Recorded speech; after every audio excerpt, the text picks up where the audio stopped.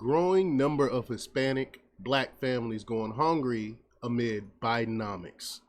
Now, y'all know I was like one of the first ones to come out and say that putting a name on the economy was a terrible idea because it's so bad. And now look, and what's going on. They don't even utter the word Bidenomics anymore in Biden's White House because they can't really speak to the economy because it's so bad. Even though the mainstream media continues to try to cape for Biden and try to pretend like everything is all good, like groceries isn't expensive, like gas isn't expensive, like our everyday living hasn't gone up. They're trying to pretend like this is not happening, because they live in their bubble and they don't really care about the average Americans. So we're gonna talk a little bit about that. But before we get started, go ahead and hit that like button, share this out so we can get this information out there. Subscribe if you're not already a subscriber. And hit my alarm bell so you know when I'm putting out new stuff. Also, check out my link tree in the description. That's where you can find my Patreon, where I talk about things I can't talk about here. I'm about to start doing some more live content over there on my Patreon. So I'm gonna be putting out a lot more content over there. So check that out. It's only $2. So all right, let's talk about this news here. All right, now this comes from the Conservative Brief's John Daugherty, and he reports that while President Joe Biden and his administration continue to try to convince Americans that their lives are better under his economic policies, collectively known as Bidenomics, the reality for a growing majority is that life was better, much better under former President Donald Trump. And in fact, a damning new statistic is likely to further endanger Biden's re-election chances. Quote, many people of all races and especially younger voters are dismissing President Joe Biden's claim that they have the money to spend, with some revealing that they went without food one day last month. The Washington Examiner reported Friday, citing a new poll. Now, what they're referring to here, they have money to spend, is what was Joe Biden's answer during his last interview when the reporter asked him, asked him about the terrible economy and how things are more expensive, and he was like, "Well, people have money to spend." Tone deaf. Well, quote, in an unusual survey that tapped into the hurt many feel from inflation, minorities, young voters, and those with just a high school education suffer from food insecurity, Zogby Analytics said. The outlet reported at least 14% of respondents said they went at least a day without food in April. It's sad. It's sad in 2024 this is happening. People having to do without food in one of the most richest countries in the world. And this is what happens when your country is being mismanaged. But blacks are reliably Democratic voting bloc. I'm sorry, I'm struggling reading today, y'all. I apologize. A reliably Democratic voting bloc that has increasingly shifted to Trump and that Biden is attempting to hold together have been especially hard hit by his Bidenomics, which has produced record high and sustained high it said foot prices, but they mean food prices. There's so many typos in this article here. Maybe that's why I'm struggling reading today, but I apologize. We'll try to get through this. But African American voters who were aged 18 to 24, which was 34%, were almost 5 times as likely as voters aged 55 to 69, 7%, to experience food insecurity in the last month. Numbers also increased. So, wow. Numbers also increase among rural African Americans, 31% compared to 21% of urban and 16% of suburban African Americans, respectively. And African Americans without a college education, 23%, were twice as likely to experience food insecurity than those with a college education, 10%, the analysis said. The Hispanics are another demographic struggling under Biden.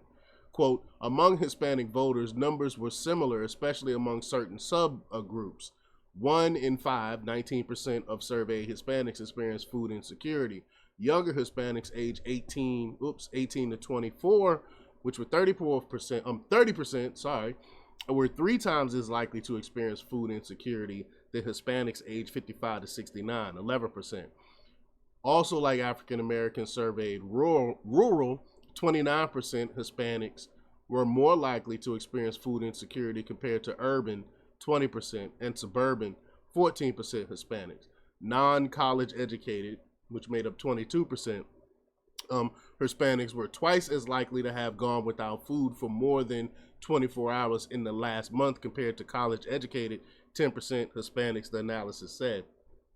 Jonathan Zogby, CEO of the polling firm, told the Examiner, quote, with inflation still hot in terms of food prices, people nationally, including minorities, are struggling to pay for groceries. The big test for President Biden will be to not have inflation or food insecurity numbers further increase in the next 6 months. He has no control over that because his policies are what's causing this. So, and he's so stubborn, he's not going to change his policies. He's not going to bring back the tax cuts, things that will actually help people and strengthen the economy. He is refusing to do. So it's not going to get any better under this man.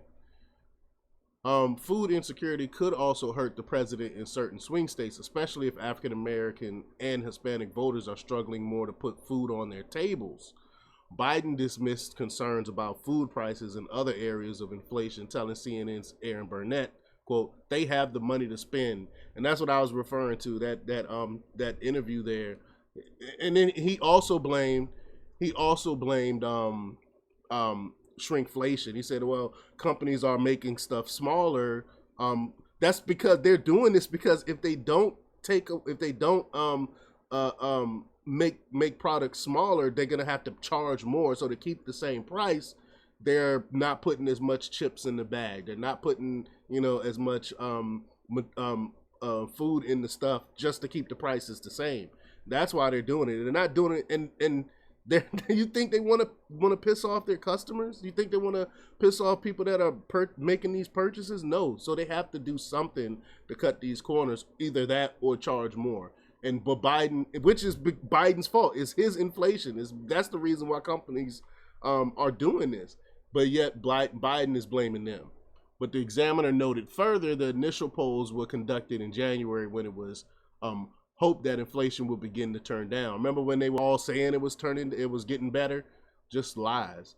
It has instead stayed at elevated levels, and now the country is seeing a surge in jobless claims, another sign that President Bidenomics is failing. Should inflation go unchecked and the president-based minority voters continue to be forced to skip a meal or a day of food, Biden could face defeat in the fall, Zogby analysis added. Quote, the big question will be whether two important voting blocs, African Americans and Hispanics, will continue to support President Biden overwhelmingly come November, while they continue to struggle with food insecurity. I don't know. I mean, I know some people are just misinformed, but you got to know what's going on right now. You have to know. I don't understand why anyone would vote against their best interests and continue to vote Democrat. Like, it makes absolutely no sense to me. The economy is the worst it's ever been since I can remember. It's terrible, and everyone knows that. So why would you continue to vote for these people that are destroying our country? I would never know.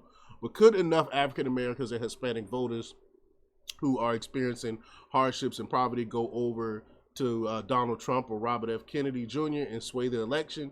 The president will need to focus more on his accomplishments. What accomplishments? Over the last 3 years. Otherwise, he may go down as a one-term president. Zogby analysis added. What accomplishments? You can't give me one. Real economic growth has been steady for months, and inflation has been trending downward from historic highs during Biden's first couple of years in office. But that is nothing to celebrate for the vast majority of working Americans, according to a March report. CNN noted that behind these positive economic indicators, they're being optimistic. A frustrating reality persists. Life is far too expensive for far too many, and that's the fact. That's a fact. But let me know what y'all think about this. Do you think people are going to actually wake up and know and stop voting their own demise? Will they continue to support President Biden and his terrible policies that put them in the place that they're in right now. Leave your comments down below, like, share, and subscribe, and check out jjthepsychotherapist.com for the latest in news. Until next time, peace.